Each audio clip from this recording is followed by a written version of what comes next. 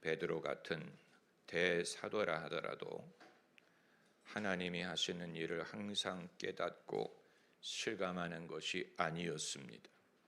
오늘 본문 사건이 그 대표적인 예예요. 옥에 갇혀 있던 베드로를 하나님이 천사를 보내서 구해 주었습니다. 쇠사슬이 풀리고 문이 저절로 열리고 쇠문이 열렸다고 했습니다. 아주 기묘한 구원을 하나님이 베푸신 것입니다.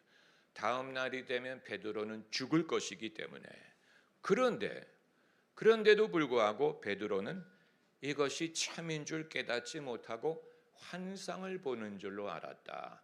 꿈처럼 여겼다. 언제 베드로가 정신이 났습니까?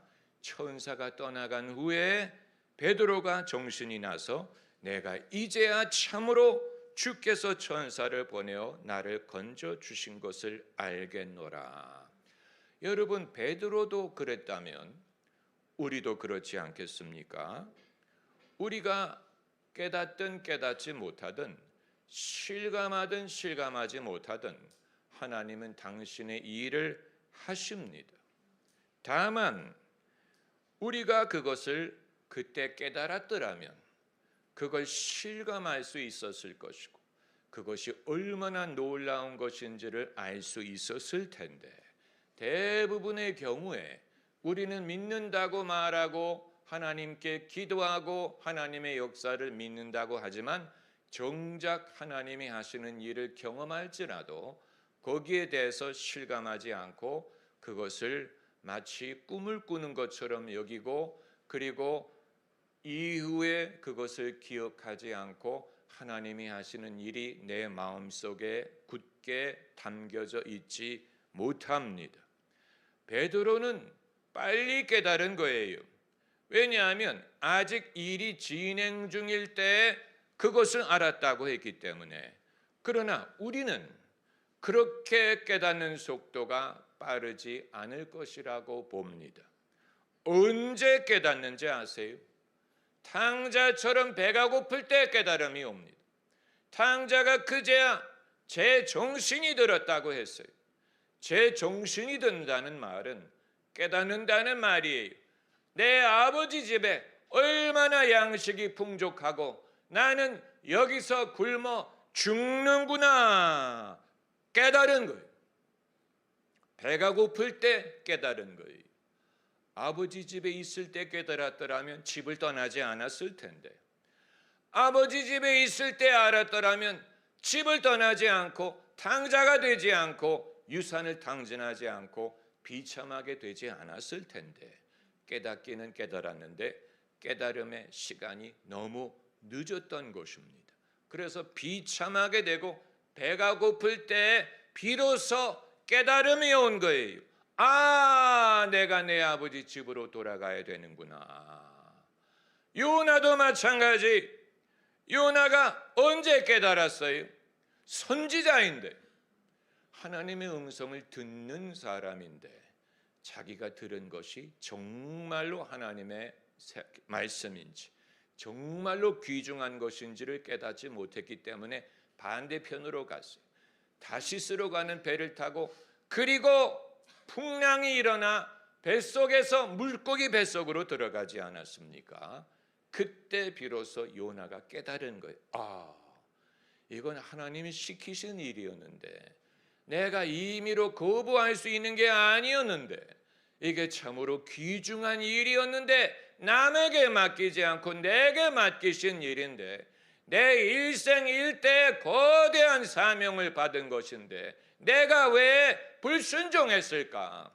내가 왜 반대쪽으로 갔을까? 거기서 비로소 하나님께 제단을 쌓았다고 했어요. 그랬더니 하나님이 다시 기회를 주시지 않습니까? 그러니까 깨닫는 순간이 오기는 오는데 탕자에게도 늦게 왔고 요나에게도 늦게 왔고 위기의 순간까지 이르기 전에는 깨닫지 못했다는 얘기예요. 얼마나 깨달음이라는 것이 중요한지를 우리에게 보여주는 것입니다. 왜 베드로가 이 모든 일을 경험하면서 꿈을 꾸는 줄로 생각을 했을까? 그 심리를 우리가 알기 원하는 것입니다. 왜냐하면 여러분에게도 그런 심리가 있고 저에게도 그런 심리가 있기 때문에 왜 베드로는 이 일을 경험하면서도 꿈을 꾸는 줄로 생각을 했을까? 이것은 믿지만 동시에 믿지 못하기 때문이에요. 안 믿는 게 아니에요. 믿어요. 기도해요. 그러나 동시에 안 믿어요. 믿음과 불신의 중간지대에 있을 때가 많습니다. 마치 비무장지대와도 같아요. 비무장지대가 북한도 아니고 대한민국도 아니고 중간에 노맨스 랜드인 것처럼 안 믿는 게 아니에요. 그렇다고 믿는 것도 아니에요. 우리의 믿음이 크면 클수록 불신도 커집니다. 무작정 베드로를 탓할 수 없어요. 우리가 기도를 안 하는 사람은 아무도 없어요. 그러나 기도가 응답될 줄을 믿느냐, 그건 별개의 일이에요. 그래서 언제 놀라는 줄 아세요? 기도가 응답될 때 놀랍니다. 실제로 그런 희극이 있었어요. 대주교의 기도. 대주교가 평소대로 하나님께 기도를 했습니다. 아주 말을 잘하는 그런 아주 그런 말 잘하는 걸 뭐라고 불러요? 아무튼 기도를 아주 잘했어요. 높으시고 천지를 지으신 하나님이시여. 그런데 하나님의 음성이 들렸어요. 왜 그러느냐? 주교가 너무 놀라가지고 심장마비로 죽었다. 그러니까 기도를 안 하는 게 아닌데 응답하실 줄 기대하지 않는 것입니다. 그래서 하나님이 응답하시니까 놀란 거예요. 아마 우리도 비슷할 것입니다. 하나님의 응답이 올 때 너무 좋아서 살을 꼬집고 이게 생시냐 꿈이냐 생각을 하지만 예외적인 것이라고 생각을 할 때가 많아요. 안 들어주실 때가 많고 들어주시는 것은 예외적인 것이야. 그렇기 때문에 누가 제일 놀랍니까? 우리가 놀라는. 아니, 기도를 정말 들으시나 봐. 정말 기도가 효험이 있나 봐. 내 기도를 들으셨네. 반신반의하는 거지요. 여러분, 오늘 우리가 말하고자 하는 것은 왜 기도가 응답 안 되느냐가 아니에요. 여러분, 우리는 그쪽 동네로 가면 안 돼요. 그건 블랙홀과 같기 때문에 설령 그걸 우리가 의논한다고 하더라도 그 블랙홀에서 빠져나오지 못합니다. 우리가 할 것은 우리는 기도하고 하나님이 들으신다는 것. 그것만 알면 돼요. 그것만 믿으면 되지. 왜 어떤 경우에 응답이 안 됩니까? 이건 별로 우리에게 유익이 되지 않습니다. 우리의 믿음에 도움이 되지 않아요. 의심에 대하여 우리가 알 것은 하나밖에 없습니다. 의심하지 말라는 것. 믿으라는 것. 믿음이 아니면 기쁘시게 할 수 없다. 예수님이 나사로의 무덤 앞에서 뭐라고 말씀하셨어요? 아버지여, 항상 내 말을 들으시는 줄을 감사하나이다. 예수께서 예수님의 기도의 표본이 겟세마네 동산의 기도라고 말하는 사람은 그릇된 것을 가르치는 거짓 교사예요. 여러분도 많이 들어보셨을 거예요. 겟세마네 동산에서 내 뜻대로 마옵시고 아버지 뜻대로 하옵소서. 이게 진짜 기도의 표본이다. 그 말이 뜻하는 게 뭡니까? 안 들어주신다는 걸 말하는 거 아니에요. 내 뜻대로 마옵시고 아버지 뜻대로 하옵. 그럼 기도를 못하려 합니까? 안 해도 될 텐데. 안 해도 당신의 뜻대로 할 텐데. 왜 이게 거짓 가르침이냐? 예수님이 항상 그런 식으로 기도하지 않았기 때문이에요. 나사로의 무덤 앞에서 그렇게 기도하지 않고 아버지요, 항상 제 말 들으시는 것을 감사하나이다. 내 뜻대로 마옵시고. 이건 헌신하는 기도. 우리가 헌신을 할 때는 당연히 아버지 뜻대로 하옵소서라고 하지만 그러나 평소에 기도할 때 하나님이 들으실 줄을 믿고 기도해야 됩니다. 너희가 받은 줄로 믿고 구하면 아버지께서 이루시리라.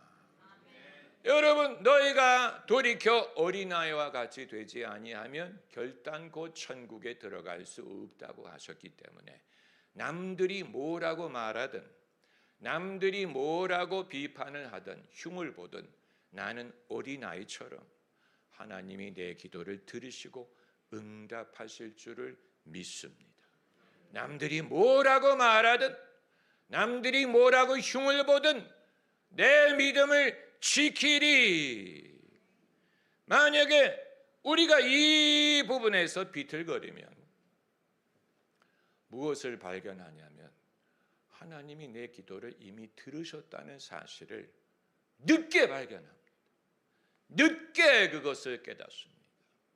그래서 그때 나는 고민하고 두려워했는데 그때 이미 하나님이 듣고 계셨네. 그때 이미 응답을 하고 계셨네. 그러나 나는 하나님의 신실함을 믿기보다는 내 두려움에 쫓겨갔기 때문에 그 귀중한 기회를 내가 잃어버렸네. 여러분, 얼마나 그것이 후회가 됩니까? 사건이 종료된 후에 깨닫는 것. 여러분, 우리가 베드로처럼 사후에야 깨닫게 된다면 그 손실이 만만치 않습니다. 첫째는 내 믿음을 과소평가하게 됩니다. 여러분, 이것은 겸손이 아니에요. 우리는 거짓 교사들의 영향을 너무 많이 받았어요. 거짓 교사들이 얼마나 많은지 몰라요. 거짓 교사들이 우리에게 겸손을 가르친다는 명목으로 우리의 믿음을 과소평가하게 만들고 하나님이 내게 주신 사명과 은사를 과소평가하게 만들어요. 결국 그래서 우리가 어떤 손실을 겪느냐? 내 주신 은혜를 무시하게 됩니다. 그거 별거 아니야. 나는 겸손해야 돼. 나는 못해. 나는 할 수 있는 게 없어. 여러분, 이건 하나님에 대한 불신이에요. 우리는 겸손을 가르친다는 명목으로 불신을 장려하기를 원하지 않습니다. 되레 약간 교만하게 보일 위험이 있더라도 믿음을 갖는 게 낫습니다. 그래서 나중에 교만을 바꾸면 됩니다. 그러나 교만은 나중에 바꿀 수 있지만 믿음을 잃어버리는 것은 이건 어마어마한 손실이기 때문에 믿음을 잃어버린 후에 다시 회복하는 것이 교만을 고치는 것보다 어려워요. 여러분, 이건 아주 중요한 것입니다. 성경 어디에도 의인은 겸손으로 살리라고 하지 않고 믿음으로 살리라라고 했는데 남들의 눈에는 내가 푼수처럼 보일지라도 내가 믿어 하나님 앞에 의롭다함을 받는 것이 남들 눈에 푼수처럼 안 보이고 믿음을 잃어버리는 것보다 낫습니다. 할렐루야. 제가 아니면 누가 여러분에게 이것을 말씀드리겠습니까? 교계에 거짓 교사들이 얼마나 많은지 그들이 성경을 가르치기보다는 문화를 가르치고 정서를 가르치고 인간의 가치와 사회 정서를 가르치다 보니까 왜냐하면 하나님의 말씀만을 가르치는 것이 너무 맹랑하다고 스스로 생각을 하는 거예요. 이거 너무 맹랑하잖아. 이거 너무 돌발적이잖아. 당돌하잖아. 여기에가 뭔가 옷을 입혀야 될 것 같은 뭔가 교양의 옷을 입히고 겸손의 옷을 입히고 사람들의 acceptability 받아줄 수 있는 옷을 입히려고 하다 보니까 믿음의 능력도 사라지고 담대함도 사라지고 오직 사람들 앞에 받아줄 만한 예절과 같은 믿음을 갖게 되는 것이 얼마나 믿음의 손실을 불러일으키는지 모르는 것입니다. 그렇기 때문에 내게 주신 믿음, 내게 주신 사명, 내게 주신 말씀을 과소평가하게 되면 그건 하나님을 과소평가하는 것이 됩니다. 엘리야가 3년 반이 지난 3년 반이 오기 전에 엘리야가 선지자로 데뷔했을 때 그 첫 마디가 뭐였는지 아세요? 내 말이 아니면 이 땅에 비가 오지 않는다. 여러분, 신앙의 사람이 이런 말을 할 담대함이 있는 게 상상이 되십니까? 자기의 역할에 대해서 믿는 거예요. 하나님이 내게 주신 말씀을 믿지 않으면 이런 말을 하지 못하는 거예요. 내 말이 아니면 이 땅에 비가 오지 않는다라고 말했어요. 이게 진짜 선지자지요. 자기에 충만한 게 아니고 하나님이 주신 말씀을 믿는 거예요. 자기의 영적인 권세를 믿는 거예요. 그렇기 때문에 내 말이 아니면 이 땅에 비가 오지 않는다. 그리고 3년 반 동안 잠적하지 않습니까? 여러분, 오늘날 이만한 담대함을 소유한 사람이 몇 사람이나 있겠습니까? 아무도 그렇게 하지 않죠. 그거 너무 건방진 거 아니야? 너무 교만한 거 아니야? 너무 배짱이 큰 거 아니야? 착각하는 거 아니야? 하나님이 그 말씀을 주셨다면 가감없이 할 수 있는 담대함을 얻어야 되는데 사람마다 반신반의하고 사람마다 실감하지 못하고 꿈을 꾸는 것처럼 생각을 하기 때문에 이 같은 담대함을 소유하지 못하고 이 같은 믿음의 본을 보일 사람이 별로 없는 것입니다. 예수님의 제자들이 단기 선교를 마치고 돌아와서 뭐라고 말합니까? 주여, 주님의 이름에 귀신들도 항복하더이다. 반신반의했기 때문에 그런 말을 하는 거예요. 당연한 거 아니? 그 목적으로 보내신 것인데 너희가 내 이름으로 귀신을 쫓아낸 그 이유로 보낸 건데 제자들이 얼마나 자기의 믿음을 실감하기가 어려우면 놀라서 주여, 주님의 이름으로 귀신들로 우리에게 항복합니다. 놀란 거죠. 반신반의한 것입니다. 우리가 언제까지 하나님의 말씀, 약속, 내게 주신 사명, 은사를 반신반의하겠습니까? 그것은 결국은 불신. 저희 친척 중에 한 분이 이 개업 예배를 하면서 저를 초청해서 설교를 부탁을 해서 저는 깨달음이 오는 대로 설교를 했는데 나중에 그분이 나는 목사님이 그냥 형식대로 형식적인 개업 설교를 하는 줄로 알았는데 이 개업을 해서 사업을 해보니 목사님이 하신 말씀 그대로 되더라. 놀랐다는 거예요. 나는 그냥 형식적인 설교를 하는 줄로 알았는데 그대로 되더라. 그 말을 듣고 누가 놀랐습니까? 제가 놀랐죠. 이거 내가 앞으로는 조심해야 되겠네. 내가 함부로 하면 안 되겠네. 그래서 이제 그분이 결국은 장소를 다른 데로 옮겨서 더 사업이 잘 되었다는 얘기예요.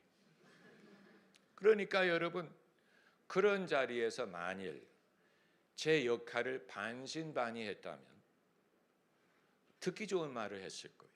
형식적인. 하나님 다 잘 되게 해주시고 다 만사. 그러나 그렇게 하게 되면 제 자신이 하나님을 불신하는, 제 자신이 하나님을 따르는 것을 주저하는 것입니다.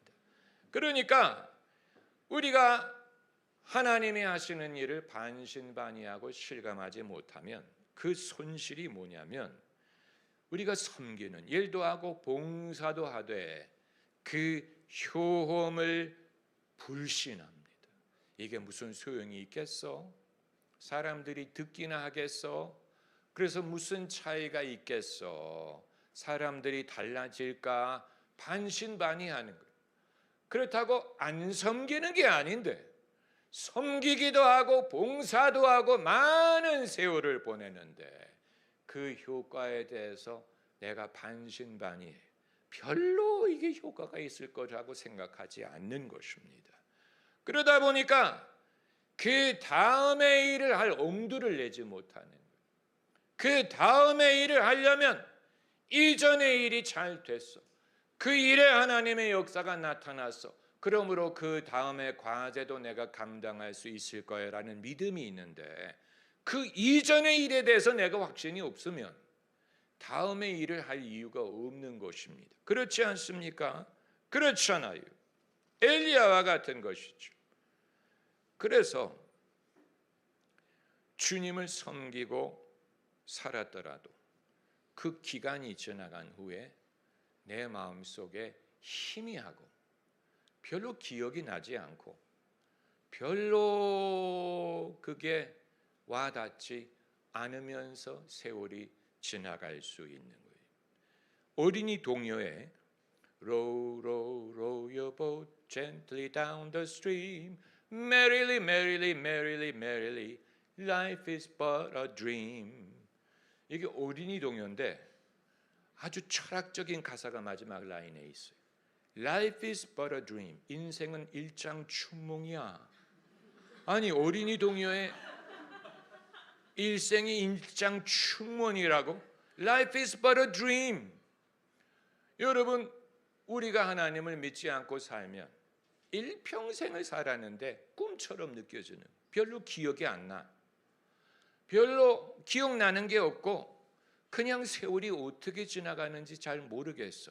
꿈과 같아. 일장춘몽과 같아. 실제로 이런 실험을 했다고 하지요.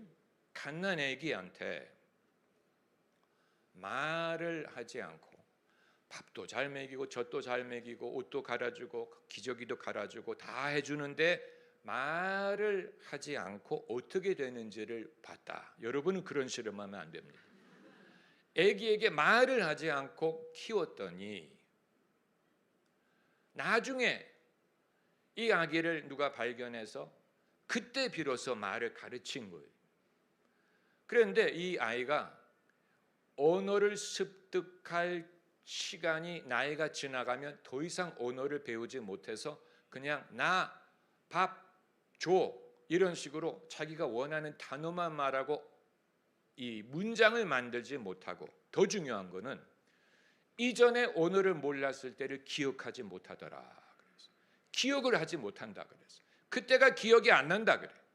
말을 배우지 못할 때의 그 기간이 기억이 나지 않는다. 그러므로 인간이 자기의 기억을 킵하기 위해 언어가 굉장히 중요해요. 언어가 거기에 의미를 부여한다는 거예요. 마찬가지로 우리의 인생을 우리가 무엇으로 기억할 것이냐, 무엇을 가지고 기억할 만한 것이 되느냐, 결국은 믿음이 내가 믿었던 것, 내가 믿음으로 행했던 것, 믿음으로 얻은 열매, 그것이 기억이 나는 것이지 그게 아니고 반신반의하면서 살면 내가 그렇다고 일을 안 하는 거 아니에요. 뭐 일도 하고 뭐도 하고 봉사도 하고 다 하는데 반신반의하고 살게 되면 세월이 지난 다음에 별로 기억이 나질 않는 그야말로 life is but a dream. 일장춘몽과 같은 것으로 그냥 꿈처럼 지나.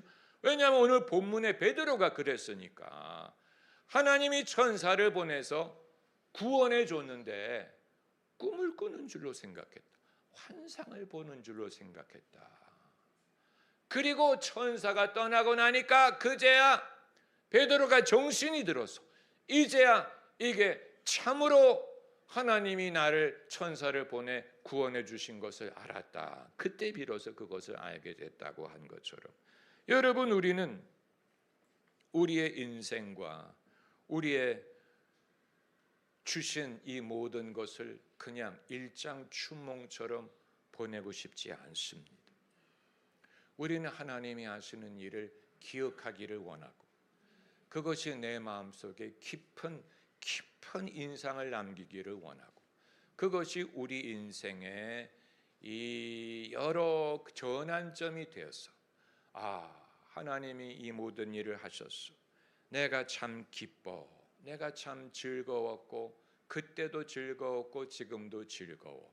그때도 보람이 있었고 지금도 보람이 있어. 이런 삶을 살기를 원하는 것입니다. 정말로. 만약에 그렇지 않으면 요나가 니느웨 성으로 가서 니느웨 성을 구원하는 데 성공했어요. 놀라운 일을 한 거예요. 그러나 요나는 거기에서 별로 의미를 찾지 못하니까 무엇 때문에 불평합니까? 박넝쿨이 햇볕을 가려주었는데 박넝쿨이 시들은 것 때문에 심통을 부려. 그게 요나서의 마지막 절이 박넝쿨이 시들은 것 때문에 요나가 심통을 부리는 것으로 요나서가 끝나버립니다. 여러분, 우리 인생이 심통을 부리는 것으로 끝나기를 우리는 원하지 않습니다. 할렐루야. 그렇잖아요. 그까지 박넝쿨 때문에 심통을 부리면서 우리 인생이 끝나는 것을 원하지 않고 하나님이 하시는 일이 참으로 귀중하고 내가 그 일에 동참할 수 있다는 것이 귀중하고 그 한 걸음 한 걸음이 다 귀중하고 나는 그것을 기쁨으로 기억하고 내 인생은 참으로 보람 있고 풀한 충만한 그런 인생을 하나님이 허락하셨구나. 그때도 그것을 실감하고 이후에도 그것을 기억하고 하나님의 은혜가 이처럼 귀중했구나. 이렇게 살기를 원하는 것입니다.